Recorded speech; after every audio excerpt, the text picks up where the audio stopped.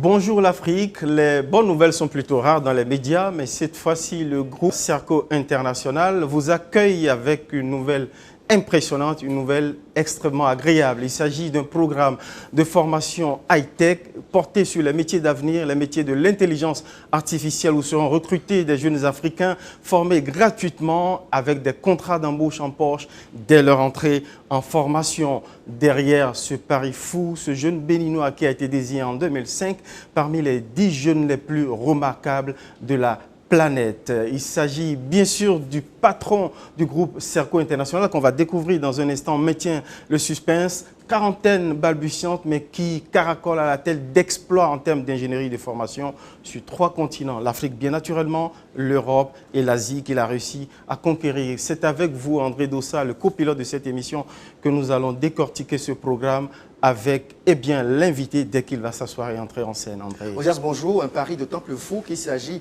d'emplois high-tech ouverts à 1000 jeunes Africains de toutes filières scientifiques comme littéraires ou de sciences sociales. Ceux-ci après une formation gratuite à des formations qui les conduisent tout droit vers un contrat d'embauche. Un véritable visa pour l'emploi, un pari fou. Derrière ce pari, on l'a indiqué en vérité, il s'agit d'Alain Kakotiti que nous invitons sur ce plateau pour ensemble avec les milliers de jeunes Africains et autres qui nous suivent découvrir tout de ce programme, en savoir tout par le menu détail. Alain Kakotiti, d'abord déjà félicitations pour ce programme. C'est inédit en Afrique. Merci. On s'installe et puis on va le décortiquer ensemble. Alors, Alain Kakotiti, formation gratuite à l'intelligence artificielle donnant droit à un contrat d'embauche. Du virtuel ou du concret? Non, nous sommes dans la réalité. Et vous savez que c'est dans l'ADN de Serco depuis une vingtaine d'années de pouvoir imaginer et former les jeunes pour que leur formation réponde aux besoins de l'économie. Et nous avons observé une situation assez étonnante sur le marché du travail aujourd'hui. Vous avez des milliers de jeunes Africains qui ont 15-59 ans et qui sont au chômage. Et à côté, vous avez plusieurs entreprises, notamment internationales, qui ont besoin des compétences. Aujourd'hui, quand vous prenez le marché du développement d'applications seul, vous avez un besoin, rien qu'en France, de plus de 150 000 développeurs. Vous avez les gens qui sont dans la cybersécurité, près de 200 000. Et vous allez aux États-Unis, c'est pareil. Donc, vous avez des grosses entreprises qui, elles, ont besoin des jeunes formés pour leur transformation digitale, donc dans la finance digitale, dans la robotique, dans l'intelligence artificielle, dans la communication, dans le marketing. Vous avez plusieurs filières qui sont en demande. Et ces entreprises-là sont prêtes non seulement à former ces jeunes, mais aussi à les intégrer parce que c'est important en fait pour leur transformation. Et donc le travail que nous avons fait en tant qu'organisme de formation, mais aussi en tant qu'industriel, parce qu'il faut savoir que le groupe Serco a mis en place la plus grande chaîne d'assemblage de l'Afrique, en Côte d'Ivoire, avec l'appui du gouvernement ivoirien. Et nous avons pensé que nous pourrons être une plateforme de formation, mais aussi d'accompagnement pour plus de créativité. Et donc dans ce contexte-là, nous créons un contrat tripartite entre l'étudiant, l'apprenti si vous voulez, entre le partenaire qui dit les compétences attendues et nous qui formons donc le jeune. Et donc ça fait que durant les 2 ans de formation, l'entreprise partenaire finance la formation et quand le jeune il a fini, il est déjà apte pour intégrer l'organisation partenaire. Alors, Alain Kakotiti, finance digitale, communication digitale, tourisme digital, même l'agriculture digitale, c'est très bien tout ça. Mais avant de parler des modalités d'inscription ou même des contrats d'embauche, parlons d'abord de Serco. Ça fait déjà 20 ans. Serco, 20 ans après. Que peut-on en retenir? Le temps passe vite, vous savez, vous avez anticipé. Ça fait déjà un grand garçon. J'avais 19 ans quand j'ai imaginé ce que serait Serco. Et je suis très heureux, c'est parti du Bénin. Nous sommes allés après au Mali, au Burkina Faso, en Côte d'Ivoire. Ensuite en France, en Chine. Nous avons mis en place donc, des usines de fabrication d'ordinateurs, de tablettes, de téléphones. Nous allons d'ailleurs lancer le premier téléphone qui parle africain dans quelques jours. Nous avons également mis nos actions dans l'incubation. Nous avons créé le camp du futur à Bassam, Nous sommes également dans le développement d'applications. Nous avons racheté des entreprises en France, notamment OneMap et plus de participation dans Voxygène, qui est une entreprise donc, qui fabrique de la voix. Et donc, ça nous positionne pour non plus être uniquement formés, mais aussi accompagner, mais aussi valoriser et créer des produits innovants, de moins pour l'Afrique et le monde. Elle est ouverte, cette formation, ce programme, à tous les profils de jeunes littéraires ou scientifiques. Absolument. Un peu surprenant, expliquez-nous. Que vous ayez fait donc de la littérature, c'est-à-dire vous avez fait donc des bacs avec des séries A, B, vous avez fait la gestion. Vous devez savoir qu'aujourd'hui, quand on parle de l'intelligence artificielle, quand on parle du numérique, beaucoup plus généralement, toute notre vie, aujourd'hui, nous sommes dans le numérique. Il suffit de voir que nous déplaçons avec des téléphones, que même la réalité virtuelle, la réalité donc, physique sera augmentée, et de savoir que nous sommes déjà dans un monde où les machines sont dans notre quotidien. Donc le numérique va influencer beaucoup. Et on annonce d'ailleurs que 85% des emplois actuels vont disparaître dans 10 ans. Alors ne dites pas, Alain Kapotchichi, que nos métiers de journalistes aussi sont appelés à disparaître. Tous les métiers, vous savez, vont évoluer, vont soit se transformer, soit disparaître. Et donc, quand vous prenez la comptabilité, on en parlera, le marketing, et tous ces métiers-là sont influencés. Et on annonce vraiment que 85% donc, de ces métiers-là seront influencés. Et que vous soyez littéraire, que vous ayez fait le baccalauréat avec série A, B et autres, et tout, vous savez, aujourd'hui, dans la conception d'un équipement, on veut se fabriquer cet ordinateur. C'est vrai que les informaticiens ont été à l'œuvre, mais les designers aussi ont été à l'œuvre. Et dans la communication en fait, de l'outil, donc vous savez qu'aujourd'hui, nous sommes dans un écosystème où tout le monde a sa place. Et c'est important que, et c'est ce que nous avons réussi à faire à Serco, que même des personnes en fait, qui sont issues donc, de milieux littéraires peuvent faire des outils qui sont très inactifs parce que la formation a été adaptée pour qu'on apprenne en faisant. C'est-à-dire qu'aujourd'hui, quand je prends l'exemple d'apprendre à faire de la pâte à New York qui se fait chez nous, personne n'a appris ça à l'école. Okay, on n'a pas mis dans un centre en fait pour dire bon, qu'est-ce que c'est qu'un meilleur, etc. Et tout le monde l'a appris en faisant et aujourd'hui, nos femmes arrivent à faire ça de façon correcte. Et donc, ce que nous avons réussi aussi à faire, c'est de créer non plus un modèle transmissif où on transmet la connaissance, mais l'étudiant se fait et se construit dans sa connaissance dans un socio-constructivisme. Et donc, nous avons vraiment travaillé à ce que les outils soient adaptés et que l'étudiant apprenne simplement. Okay, en utilisant, en faisant par lui-même. Vous allez voir qu'aujourd'hui, nous avons plusieurs étudiants qui ont fait des formations littéraires, mais qui excellent dans des domaines très, très inaccessibles à première vue. Vous parlez de communication digitale, nous, on se sent directement interpellés. On parle même de futurs agriculteurs digitaux. Oui. C'est dit tout l'enjeu qu'il y a derrière cette initiative. Mais pourquoi c'est justement une formation gratuite? La formation elle est gratuite parce qu'elle est tellement chère que, en fait, pour que les personnes puissent la payer, c'est impossible. Donc, il vaut mieux la rendre gratuite. Vous savez, aujourd'hui, si vous voulez faire des métiers comme l'intelligence artificielle, la formation donc, sur l'intelligence artificielle, ça coûte aux États-Unis peut-être dans les $100 000. À côté, en fait, si un jeune en fait sort, il est capable de gagner 5 000 € facilement, parce qu'il a touché en fait au machine learning, au deep learning, etc. Et donc, ce que nous avons fait, l'alliance que nous avons faite, moins avec les organismes qui ont déjà, par le passé, vu que Serco a placé quand des personnes que nous avons formées donc, dans ces organisations, dit bon, vous formez les meilleurs, nous allons nous engager avec vous pour former les meilleurs.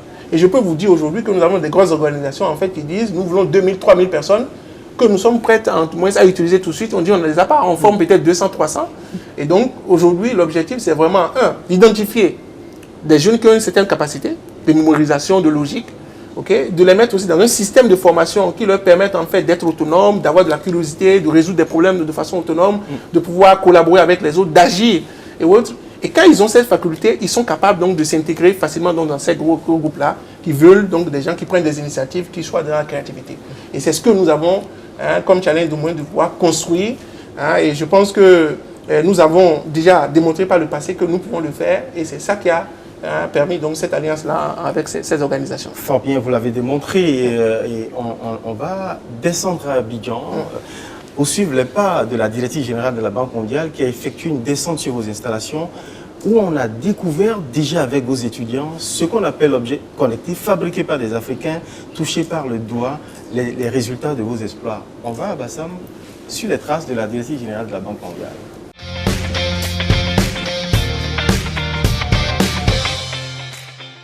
On visite en Côte d'Ivoire le Centre d'excellence africain sur les changements climatiques de la biodiversité et l'agriculture durable de Bingerville a séduit Kristalina Georgieva, présidente de la Banque mondiale. L'objet de son admiration, 2 objets connectés, résultat de la créativité et de l'ingéniosité de jeunes entrepreneurs ivoiriennes.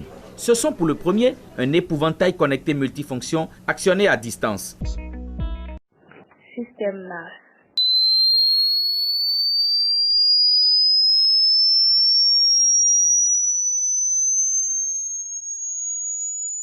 Et le second, une gravure parlante, un tableau qui détecte la chaleur humaine et raconte souvent aux visiteurs toute l'histoire cachée derrière une telle réalisation. La Banque mondiale est prête à investir davantage pour appuyer le secteur du capital humain en Côte d'Ivoire, notamment l'éducation, la santé, inclus l'agriculture.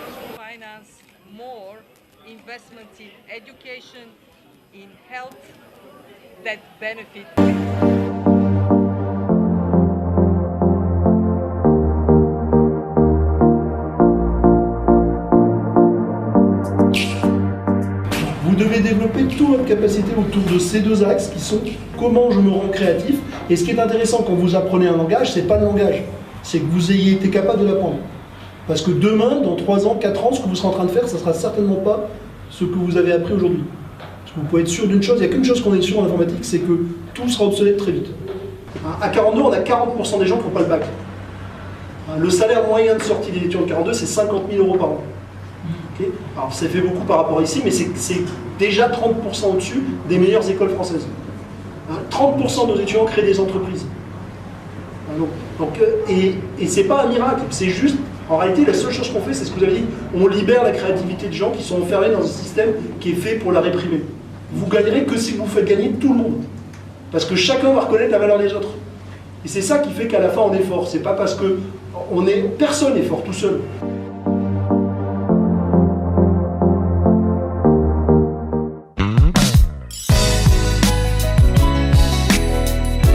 C'est le mercredi 8 juin 2016, dans ses locaux 6 à Abidjan, Cocodile et de Plateau-Vallon, que le groupe Serco a inauguré son showroom. Cérémonie à laquelle était conviée la délégation de Intel Corporation avec, à sa tête, son vice-président mondial, Monsieur John Galvin. Monsieur John Galvin et sa délégation ont pu découvrir, avec d'autres illustres invités, les innovations technologiques du groupe Serco.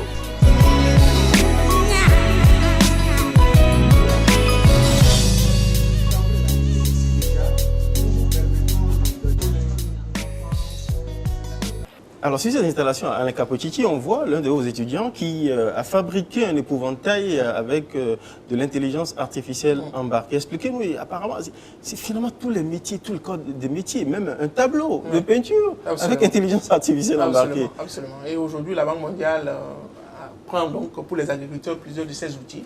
Et même au Bénin aussi, plusieurs paysans en fait seront équipés de ce matériel qui permet, vous savez qu'avant nos parents avaient cet épouvantail-là pour simuler leur présence et éviter que les rongeurs ou bien les oiseaux viennent dévasser leur champ. Et figurez-vous que ça prenait 30% de la récolte. Les oiseaux peuvent prendre donc 30% de la récolte. Et donc avec cet outil-là, qui peut détecter les oiseaux ou bien les rongeurs et émettre des ultrasons pour chasser de façon automatique donc les oiseaux tout en préservant la biodiversité.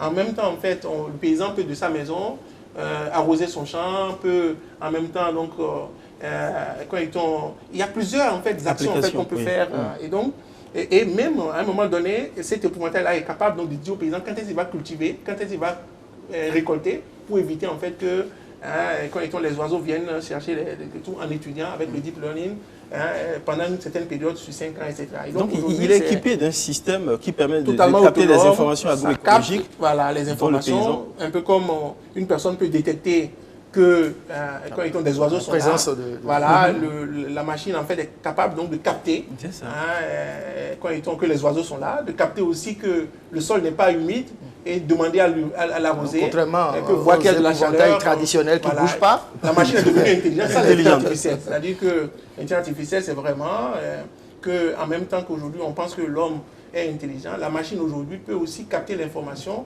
peut traiter, simuler l'intelligence, c'est-à-dire peut résoudre des problèmes, peut agir de façon autonome et en même temps s'adapter à des situations nouvelles qui se présentent. Vous transformez notre vie, vous bousculez nos habitudes, vous voulez installer un nouvel écosystème.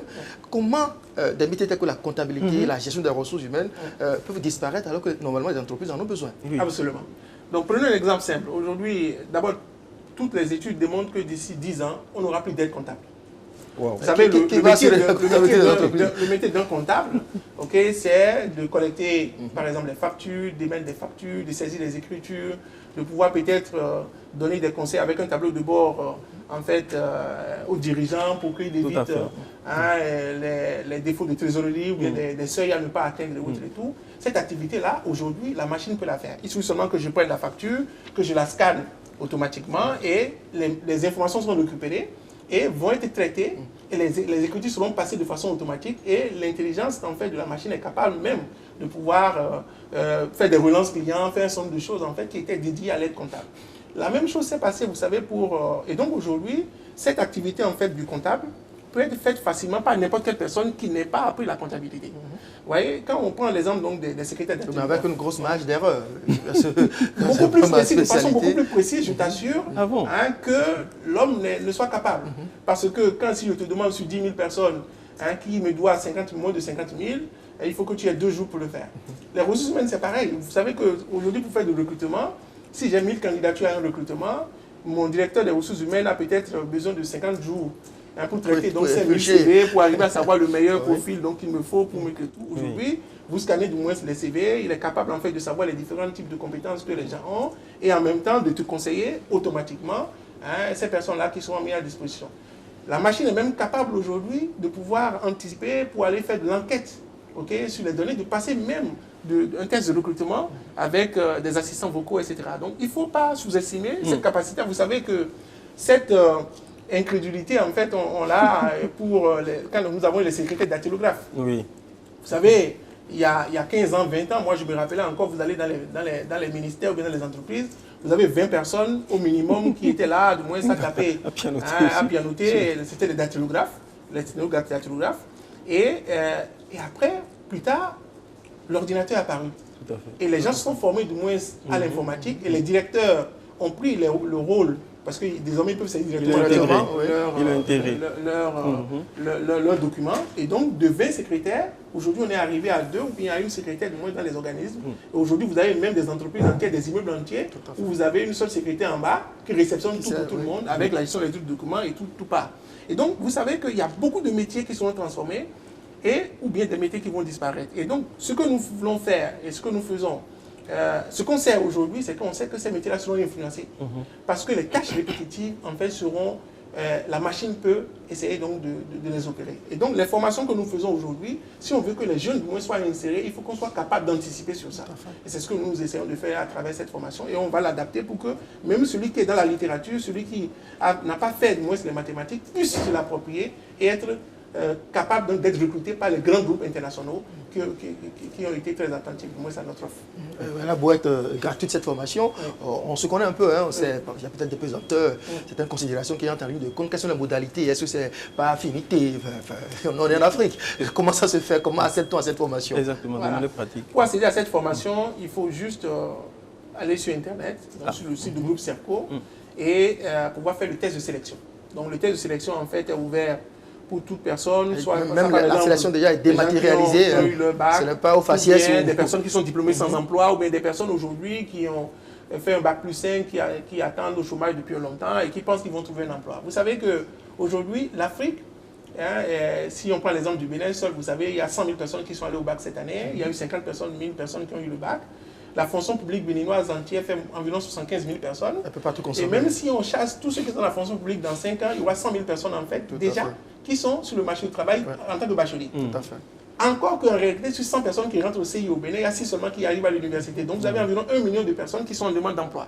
Donc c'est impossible que les gens puissent trouver du travail. Donc il faut savoir comment aujourd'hui on doit faire pour que les jeunes puissent être en capacité donc, de pouvoir embrasser les métiers de demain pour exporter leurs compétences. Parce que le développement donc, du numérique fait qu'aujourd'hui, on peut être ici et travailler aux États-Unis, ou travailler en Chine, ou bien en Inde, etc.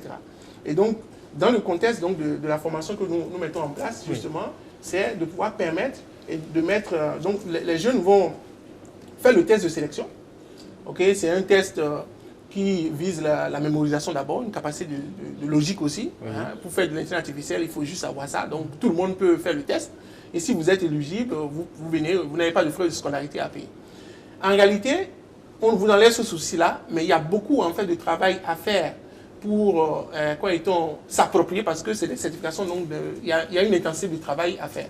Mais on vous met dans une situation où vous êtes déjà prêt, en fait, à intégrer une entreprise. Donc, ça veut dire qu'il y a de l'investissement. Mais à la clé, vous avez un salaire minimum qui est garanti par les entreprises, selon que vous êtes ici, ou bien dans les entreprises européennes ou canadiennes. Alors, on parle du site, où est-ce qu'on va exactement. Voilà, www.groupecerco.com/43. Quand on va sur le site du groupe Cerco, on peut accéder à ça. Donc, il y a 2 parcours.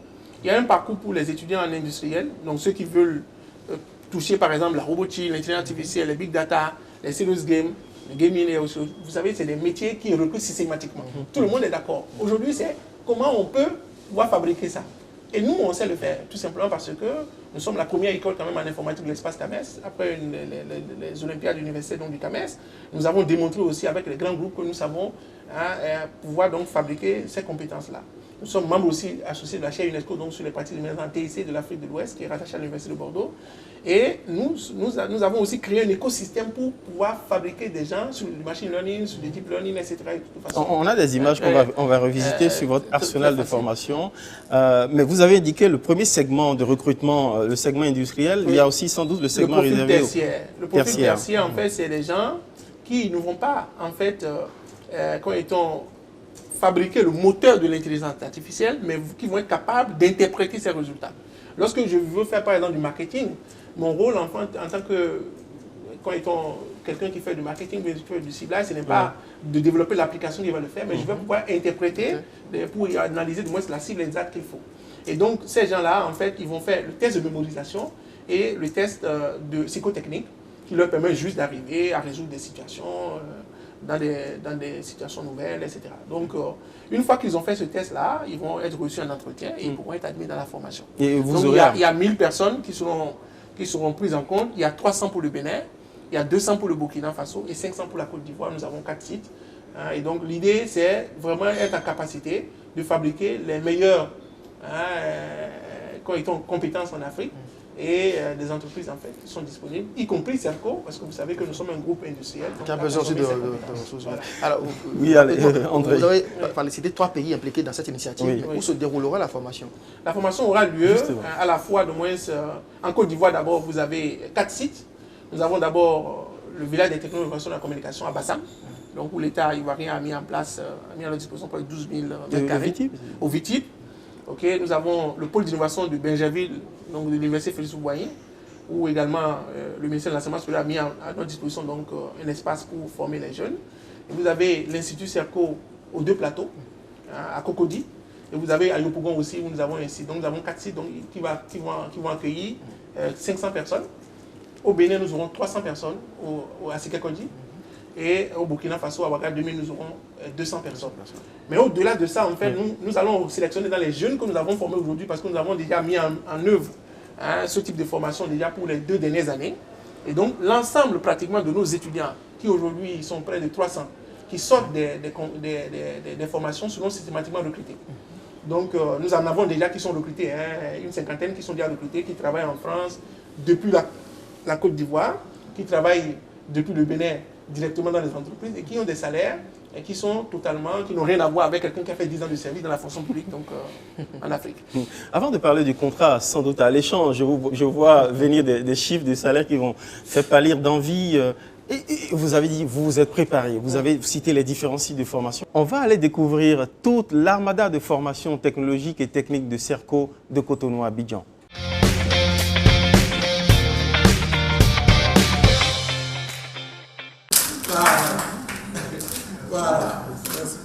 L'image est rare. Ces jeunes techniciens en blouse de travail sont en train de réaliser un pari technologique inédit en Afrique au sud du Sahara. Monter toutes les 2 minutes un ordinateur portable et en parallèle une tablette. L'Institut Cerco, après le Bénin, le Mali, le Burkina Faso et la France, ouvre ses portes en Côte d'Ivoire. Équipé de matériel, information technique et technologique de dernière génération. Nous sommes ici dans l'unité d'assemblage d'ordinateurs portatifs, de smartphones et de tablettes de l'Institut Cerco. Du savoir-faire en informatique de pointe en octobre 98. Cet institut à vocation technologique se donne pour objectif de former les cadres compétitifs sur le marché de l'emploi. Pour ce faire, cela passe nécessairement par la mise à la disposition du matériel informatique. Ici, les étudiants ont l'obligation de réaliser tout ce qu'ils ont comme schéma ou modèle qu'ils ont eu à réaliser en classe en théorie. Ils doivent passer dans cette salle pour concrétiser, c'est-à-dire réaliser ces plaquettes-là.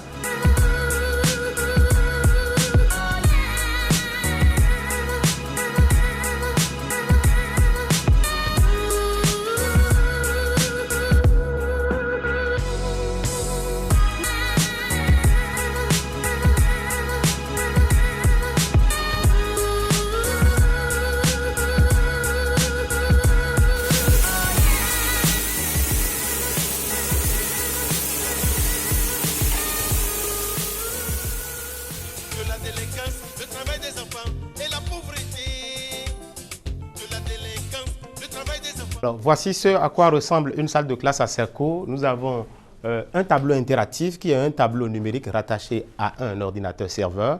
Vous avez un vidéoprojecteur et puis une caméra PTZ. Ce système est fait de telle sorte que le cours qui est dispensé par les professeurs est automatiquement enregistré, stocké sur un ordinateur et puis diffusé après vers d'autres réseaux des étudiants qui sont en ligne.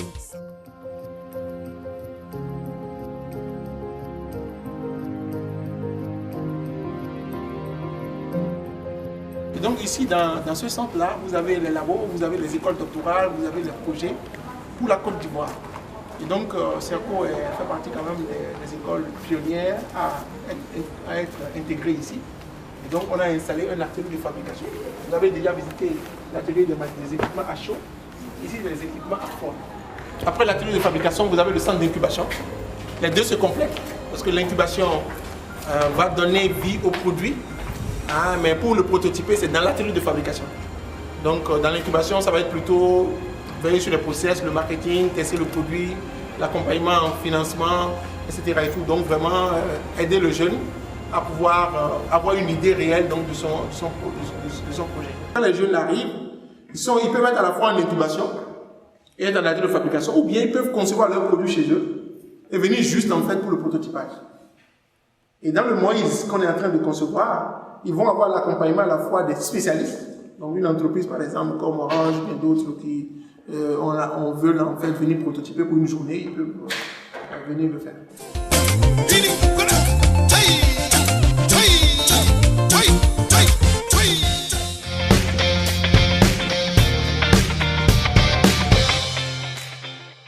Voilà, Alain Kapouchichi, voilà un peu à quoi ressemblent vos installations de Cotonou à Abidjan où vous formez vos jeunes prodiges en technologie de l'information et de la communication pour leur offrir finalement ce programme d'embauche clé en main. Les avantages de ce programme, vous avez commencé par nous mettre de l'eau à la bouche. On veut tout savoir. Combien gagne un jeune d'entrée quand il est ici ou éventuellement quand ils seront peut-être envoyés dans vos entreprises partenaires? Voilà.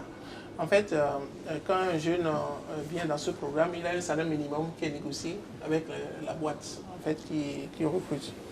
Et donc, déjà, quand il a suivi le parcours sur les 3 ans, il a un salaire minimum qui est négocié à 300 000 francs CFA. Donc, ce qui est largement en fait au-dessus. Parce que quand vous avez fait de l'IA, vous avez touché au deep learning, etc. et tout, vous commencez vraiment... ce qui équivaut même d'ailleurs à un salaire qu'on paye à un stagiaire en France. Vous comprenez, donc une entreprise qui recrute chez nous a vraiment beaucoup plus de possibilités. C'est comme si la personne doit recruter la même chose en France, donc c'est l'ordre de 100 000 euros. Un développeur en fait, que tu recrutes du moins en France, ça te coûte 100 000 euros l'année.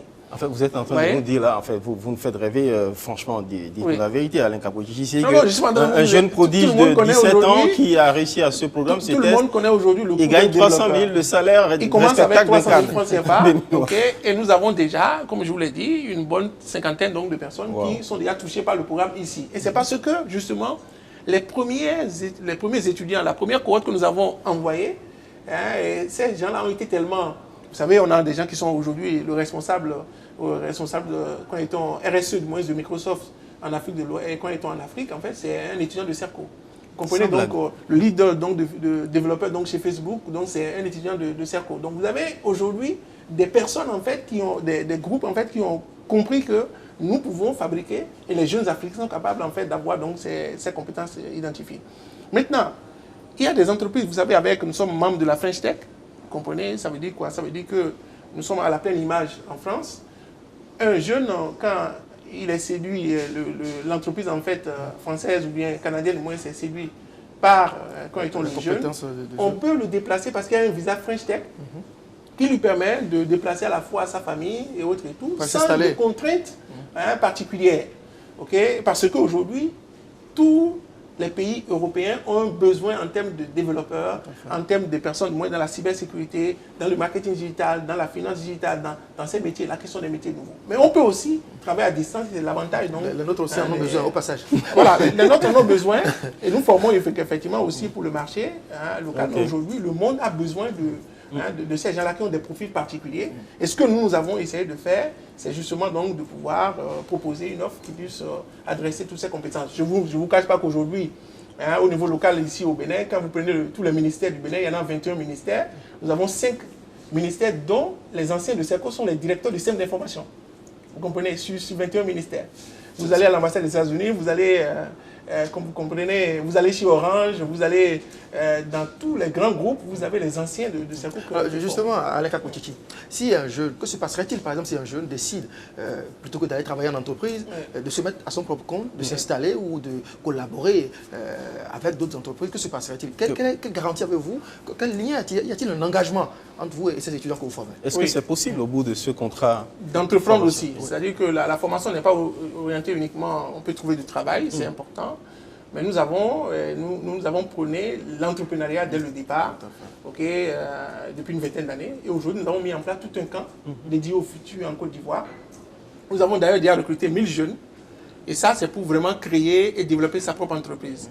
Nous avons aujourd'hui un partenariat avec la Banque mondiale et le Fonds des Nations Unies pour la population pour former 300 000 jeunes et femmes entrepreneurs en insistant sur l'innovation, la créativité. Un incubateur grandeur nature. Exactement, avec de l'accompagnement, permettre moins aux jeunes de pouvoir donner vie à leurs produits. Et donc, si un jeune après décide, non pas de travailler, mais de pouvoir créer son entreprise, nous avons même des prises de participation, avec des machines de prototypage qui sont mises à disposition que vous avez eu l'occasion de moins de voir.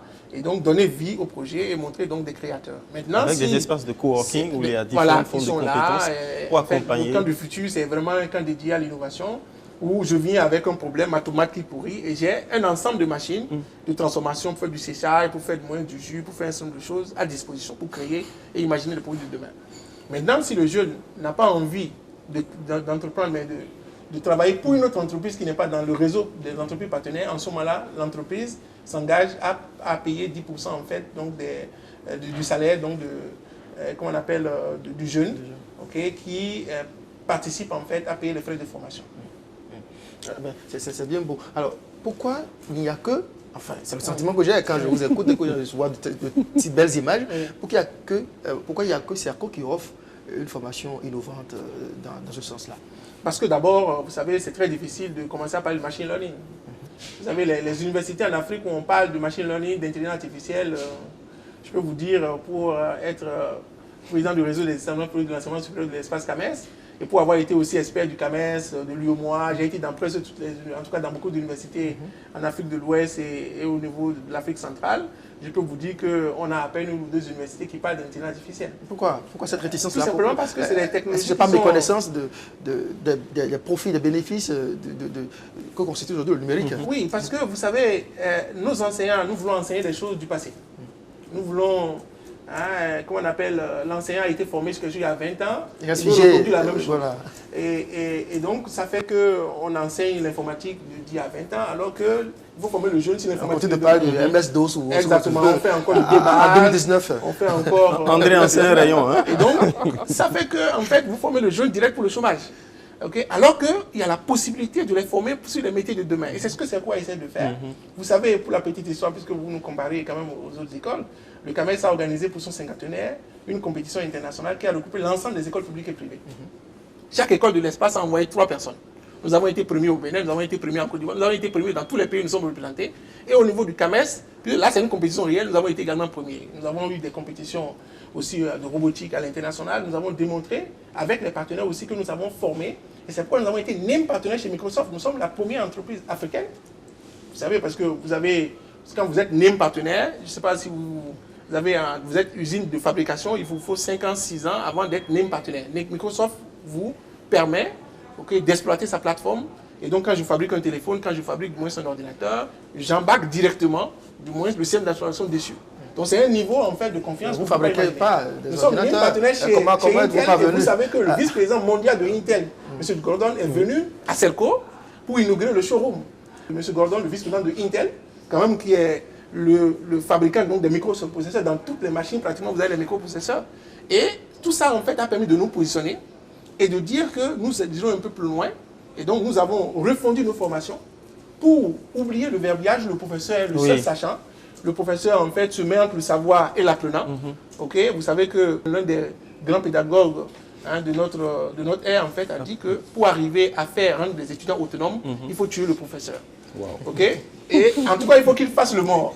Et c'est important, en fait, de savoir que la compétence, aujourd'hui, c'est des savoirs en action. Le jeune n'est pas là, en fait, pour qu'on lui dise ce qu'il doit pouvoir faire. L'idée derrière, c'est de ne pas en faire un être qui enregistre de manière passive, mais de le rendre actif. C'est-à-dire que l'apprenant, quand on dit on va faire du Python, on va faire donc de l'IA, on va faire de la robotique, il ne s'agit pas de dire qu'est-ce que c'est que le robotique, qu'est-ce que c'est l'histoire de la robotique. Non, on lui donne le robot, et on lui dit de commencer. De confronter à des situations et il va en tout qui développe son potentiel. Exactement. Et vous allez voir, nous avons démontré que les jeunes, en fait, savent faire, et c'est ça qui fait qu'aujourd'hui, nous sommes positionnés.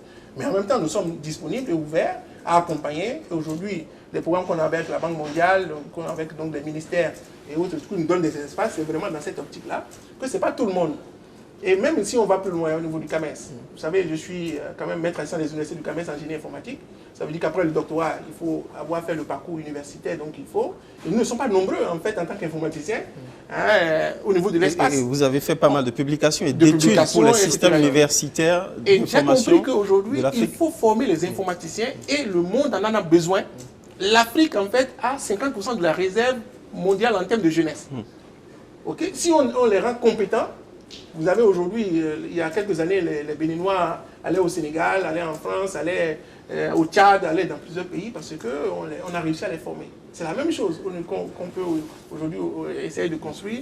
Et ce que nous sommes en train de faire justement, donc répondre développer les compétences et les potentiels technologiques des jeunes Africains, en fait, c'est créer un coefficient multiplicateur de l'économie. C'est doper la transformation économique de l'Afrique. Vous en avez le mérite. On a cherché à savoir. On va aller voir les partenariats internationaux avec lesquels vous avez pu décrocher aujourd'hui ce programme dont on parle.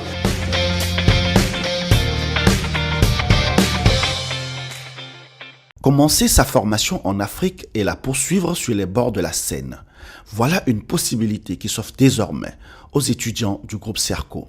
Ils pourront bénéficier d'un semestre de cours et de stages en entreprise avec l'École internationale de management de Paris ou terminer leur cursus de licence et de master à Serco France. Au niveau France, tout se passe en alternance.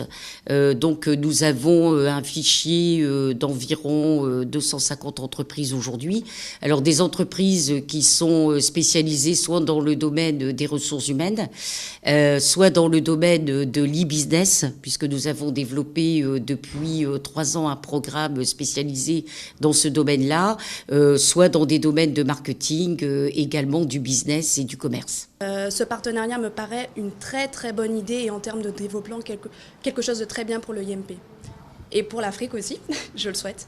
Je pense que c'est une opportunité et qu'on va devoir développer dans les années à venir si on veut pouvoir s'ouvrir au monde.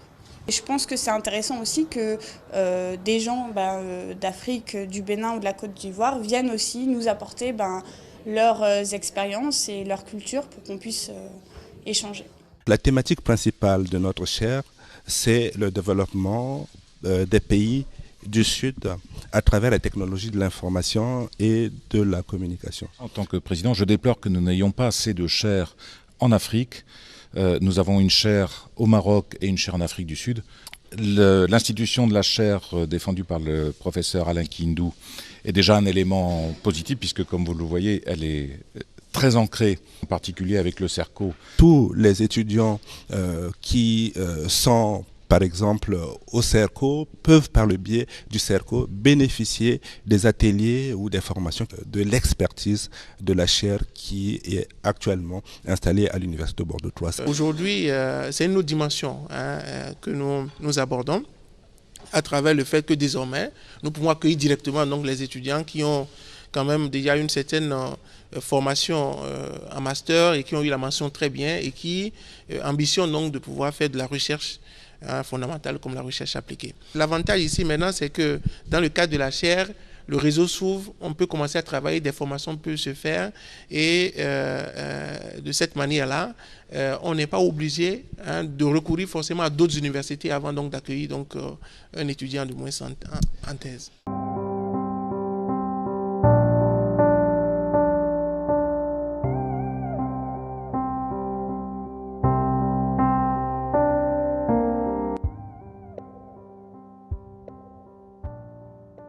Tout sera communicant demain et c'est important.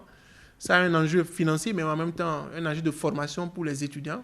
Et c'est pourquoi, après un alignement que nous avons fait l'année dernière entre le programme de la Chine et le programme du Bénin, qui aboutit à une codiplomation CERCO et Ningbo Polytechnique. Donc ça veut dire qu'un étudiant qui fait 3 ans ici, qui va en Chine, a son diplôme directement ici, mais un double diplôme, ou bien l'étudiant peut faire une partie de sa formation ici, aller finir à Ningbo Polytechnique et avoir son diplôme.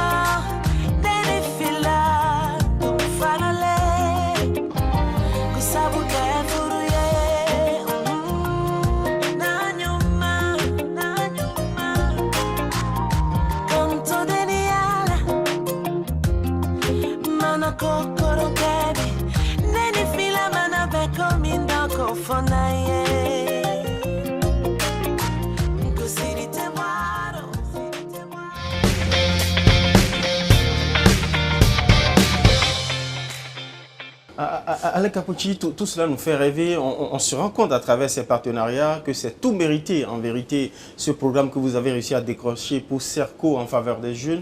Mais pour autant, quand vous allez conquérir ces partenariats internationaux, quelles en sont les retombées, les plus-values pour l'invention de solutions à des problématiques locales en Afrique? Oui, parce qu'en fait, il faut avoir le rêve suffisamment grand, mais avoir les pieds sur terre et ancré dans la tradition africaine. Quand vous prenez l'exemple, par exemple, de l'épouvantail connecté, on est parti de l'expérience de nos paysans, qui sont déjà des innovateurs, puisqu'ils ont réussi à créer quelque chose, à diffuser ça dans leur environnement, et ça marche, même si ce n'est pas à la hauteur en fait, donc, de ce qu'on aurait souhaité. Donc aujourd'hui, c'est très important pour nous de concevoir des choses qui soient locales. Par exemple, vous voyez, nous lançons bientôt un téléphone qui parle Wolof, qui va parler Baoulé, qui va parler Djoula. Donc je peux vous faire un petit test. Volontiers.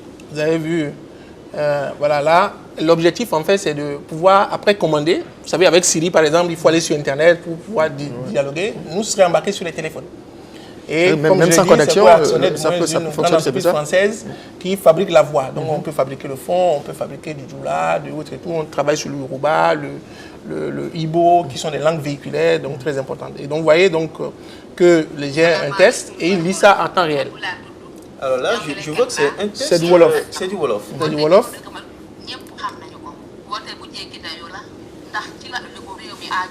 C'est-à-dire que jusqu'à présent, on a eu des téléphones qui ont par exemple du Google Assistant ou bien Google Home ou bien du Siri.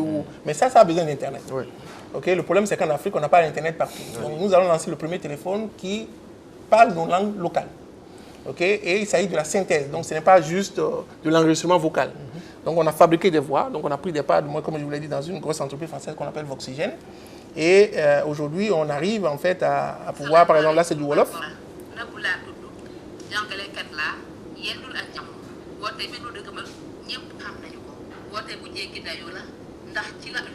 Avec cette solution vocale, les analphabètes dans n'importe quel coin de l'Afrique peuvent complètement maîtriser les applications embarquées dans un téléphone, y compris gérer plein d'autres choses. Absolument. À la fois dialoguer directement avec le système, commander sa maison, connaître du moins l'état de son stock. Et ça parle aussi le français avec l'accent ivoirien ou bien l'accent béninois, etc. Hein, je vous donne l'exemple. Vous avez vu par exemple, là c'est... Là, il lit un test. Il parle français. Il parle français là, mais avec un accent, parce que vous savez, quand vous parlez français avec un accent français à une dame, en fait, donc ivoirienne, elle est larguée. Par contre, si vous parlez avec l'accent local, en fait, c'est plus accessible. Voilà, c'est plus accessible. Et donc, le challenge, vous savez que le vocal, mieux que le texte, va être vraiment un grand véhicule. Et aujourd'hui, tout le monde est d'accord que je peux commander ma maison, ça me facilite la vie. Et avec l'intelligence artificielle, des choses totalement intelligentes seront faites. C'est-à-dire que j'ai par exemple une entreprise, je suis analphabète en français, je veux connaître l'état de mon stock, combien j'ai enregistré aujourd'hui. Je peux lui demander de réserver un billet d'avion pour moi, faire un ensemble donc, de gestes assez simples. Et les assistantes vocaux vont être très très importants. Et nous, au niveau donc, de notre usine, on se positionne du moins sur ces technologies, sur ces robots, sur ces systèmes en fait qui vont être utiles et qui parallèlement donnent de l'emploi directement du moins aux jeunes. Ce qui est intéressant, c'est qu'au fond, vous nous plongez la tête dans les étoiles, mais en même temps les pieds bien ancrés, y compris vous convoquez nos traditions, la tradition orale, dans la modernité, totalement futuriste du numérique. Ceci étant, on va revenir sur le programme de formation que vous offrez aux jeunes Africains. 1000, vous avez dit 500 en Côte d'Ivoire, 300 au Bénin, 200 au Burkina.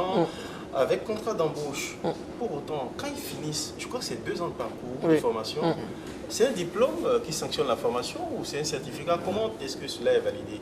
Voilà, donc il faut savoir que le jeune arrive apprenti. Le jeune arrive, du moins, ça va un contrat de professionnalisation pour pouvoir être formé et avoir d'abord des certifications professionnelles qui sont en réalité demandées par le milieu du travail. Cisco s'en fout en fait que tu aies une licence ou bien un master. Cisco veut on a au Bénin Microsoft en fait veut un certification qui ouvre les portes de l'emploi. Quand tu veux faire donc de la gestion de projet, la gestion de projet, en fait, si tu as fait par exemple Prince 2 ou bien tu as fait du PMI, une certification PMI, on te recrute tout de suite. Vous comprenez? Mais pour autant, en fait, dans le LMD, il y a une équivalence qui existe entre les certifications professionnelles et comment on appelle les crédits d'évaluation capitalisables et transférables. C'est le modèle, donc, au regard donc, du nombre du volume horaire qui est fait, le jury du diplôme en fait, peut analyser et vous convertir en fait, vos certifications en Python, ou bien en Cisco, ou bien en Microsoft, ou bien sur du Prince 2, ou bien sur n'importe quelle certification que vous avez eue, parce que c'est des cours, c'est des systèmes qui sont mis en place par les organismes en fait, qui mettent en place la technologie. Donc c'est vraiment important, donc on peut faire sa licence professionnelle, on peut faire donc son master, mais on peut surtout en fait être utile et compétir dans le monde parce que le monde des certifications et tout ça en fait est fait avec la chaire UNESCO sur les pratiques émergentes en TIC de l'Afrique, de l'Université de Bordeaux, de l'Afrique de l'Ouest, donc rattaché à l'Université de Bordeaux, dont je suis membre associé. Donc aujourd'hui, il faut savoir que les jeunes ont en idée, le diplôme c'est important, mais les certifications vous donnent plus d'ouverture et ce que nous allons construire c'est tout cet ensemble-là qui garantit un meilleur profil d'insertion professionnelle pour les jeunes.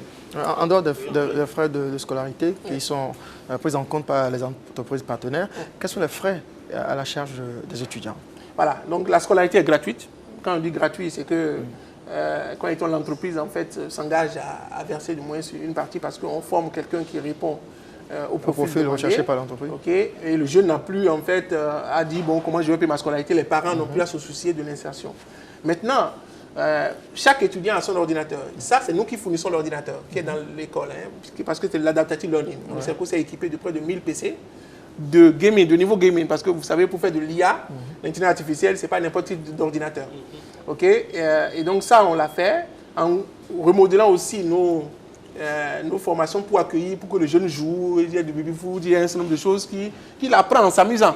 Un environnement du moins ludique qui lui permet donc d'être en capacité donc de résoudre des problèmes totalement. Maintenant, parallèlement, le jeune a besoin d'un casque.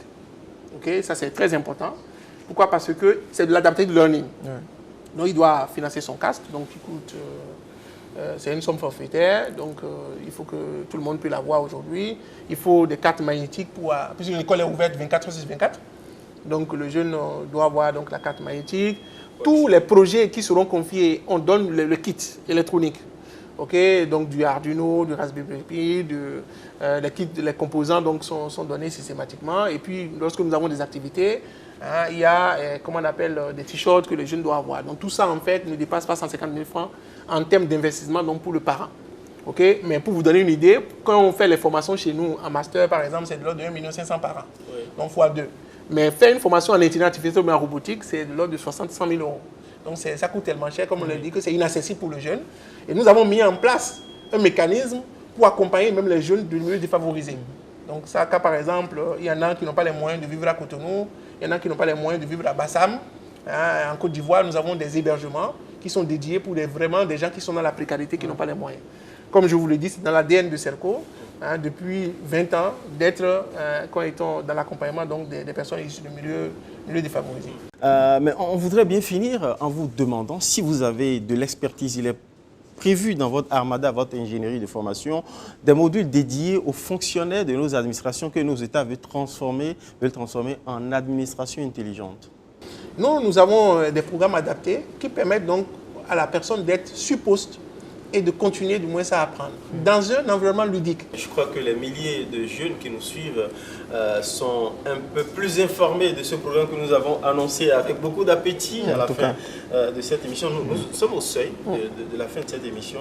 Quel est votre fin mot? Qu'est-ce qu'on doit retenir pour l'avenir? Pour remercier aussi la jeunesse africaine, lui dire qu'elle a de l'avenir, hein, que personne ne dise qu'en Afrique, il n'y a pas. L'Afrique, en fait, représentera en 2050, nous allons passer de 1,1 milliard aujourd'hui à 2,2 milliards d'habitants. Et en 2100, 40% de la jeunesse mondiale, de la population mondiale sera africaine. Donc nous allons, 1 personne sur 2 sera africaine en 2100. Et donc c'est important de savoir que nous sommes l'avenir. Maintenant, beaucoup de jeunes désespèrent, vont aller mourir dans les eaux méditerranéennes, vont chercher... non, on peut construire notre avenir ici. Et c'est ce qu'on est en train de dire aux jeunes. Je voudrais remercier tous ceux qui vont participer parce que vous savez, nous savons que nous pouvons le faire. Nous avons mis les éléments qu'il faut, on a tout l'écosystème qu'il faut faire. Nous devons remercier tous les ministères qui nous ont accompagnés, notamment le ministère de l'économie numérique du Bénin, qui a mis des points numériques communautaires à disposition pour que les jeunes qui n'ont pas les moyens, par exemple, qui sont dans les 40 centres qui ont été mis en place au niveau du Bénin, pour aller dans ces centres-là et gratuitement passer le texte d'évaluation. Remercier le ministère de l'Enseignement supérieur de la Côte d'Ivoire qui a mis en place à notre disposition le pôle d'innovation de Bergerville. Nous avons donc des installations. Nous sommes également au VITIB. Remercier la Banque mondiale parce que nous avons quand même démontré par un partenariat que nous avons mis en place que nous avons formé les meilleurs pour former donc vraiment des centres d'excellence africains. C'est le but que nous avons. Et dire que notre investissement chaque jour, c'est de tout faire pour qu'on monte une Afrique qui gagne, une Afrique qui étonne parce que nous en avons les capacités. Eh bien, Alain Kabodjidji, merci de nous avoir offert l'occasion de cette immersion dans ce programme inédit en Afrique où vous offrez avec vos partenaires aux jeunes africains, 1000 déjà pour commencer, une formation gratuite dans les métiers du futur, métiers de l'intelligence artificielle avec un contrat d'embauche en poche dès l'entrée en formation. L'Afrique, berceau de l'humanité. Merci de nous donner l'espérance que l'Afrique est l'avenir de l'humanité. Merci de nous avoir suivi.